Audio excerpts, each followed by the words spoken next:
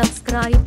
இன்று சினிமா செய்தியில் சிவகார்த்திகேயனுக்கு அடுத்த சிக்கல், அயலான் ரிலீஸுக்கு நீதிமன்றம் தடை. நடிகர் சிவகார்த்திகேயன் நடிப்பில் அயலான் படம் நீண்ட காலமாக தாமதமாகி வருகிறது. அதற்கு காரணம் பைனான்ஸ் பிரச்சனை என சொல்லப்படுகிறது. ஷூட்டிங் முடிந்து அனைத்து பணிகளும் முடிவடைந்து இருக்கும் நிலையில் வரும் பொங்கல் பண்டிகைக்கு அயலான் படம் ரிலீஸ் ஆகும் என அறிவிக்கப்பட்டது.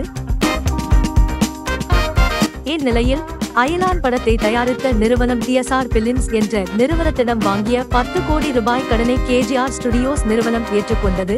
அதில் 3 கோடியே செலுத்திய நிலையில் மீதம் இருக்கும் தொகையை தரவில்லை என TSR பிலிம்ஸ் வழக்கு தொடர்ந்து இருக்கிறது.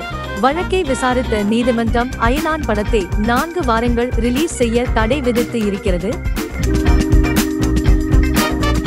அதனால் அயலான் படம் பொங்கலுக்கு ரிலீஸ் ஆகுமா என்பது கேள்விக்குறி ஆகியிருக்கிறது. நமது சேனலை சப்ஸ்கிரைப் பண்ணுங்க. நன்றி.